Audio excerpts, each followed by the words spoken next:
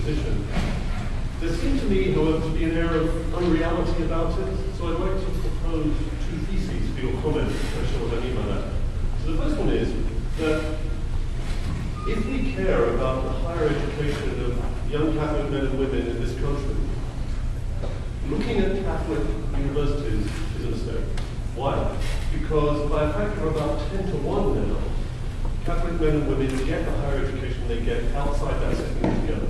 They get it in secular universities, whether state-funded or private in some other way. Therefore, first thesis, attention to what Catholic universities are doing is almost beside the point if we care about the higher education of Catholic men and women.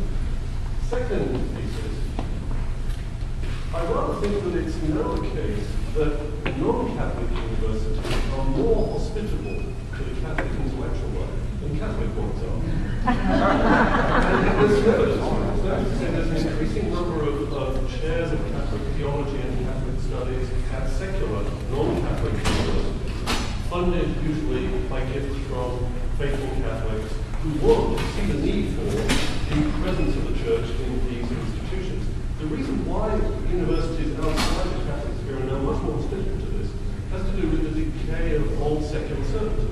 So that a university, a contemporary university now, outside the Catholic world, is a place in which the Catholic intellectual life and the Catholic intellectual position can be seriously engaged. As such, where in a Catholic university, if you start talking that way, life gets very complicated very fast. So, comment on those two theses. Very good.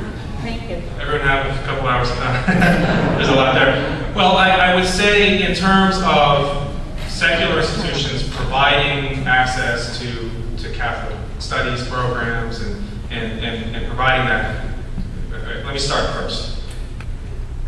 You described the current reality correctly. I don't think anyone would disagree with that. And you go back to what Fulton Sheen, Archbishop Fulton Sheen said years ago, that it may be better to send a young Catholic man or woman to a non-Catholic institution where they must defend their faith than to send them to a Catholic institution where what is presented as Catholic is not genuinely Catholic, because that produces scandal. So there's a real concern with scandal, and we're very concerned about that. And the reality is the vast majority of today of students, of young people from Catholic families go to non-Catholic institutions. So what do? Obviously, we have to minister to them. So the campus ministries have to be strengthened. There has to be a real strong effort to that. We know that large numbers of Catholics will always go to non-Catholic institutions, at least as far as we can imagine. And therefore, that has to be a focus. And to the extent that we can actually make inroads in terms of the intellectual life of the institution, great. However, it's the situation that Newman described, where you're simply providing, you're allowing discussion of theological subjects, but you're not really allowing a full and vigorous dialogue. Now, perhaps that's increasing, but I would argue that it would be impossible, in fact, the ACLU would have a field day, if we were to bring in the truths of the Catholic faith into every other subject area at a non-Catholic institution. For example, what are the ethical implications of abortion? And you might have some general ethics courses, but you would not have a clear exposition of the truths of Catholic teaching. I think it would be almost impossible to do that at a non-Catholic institution. You probably disagree, and perhaps it is, but I don't want to go too long on this, so let's just leave it. That would be my concern about that.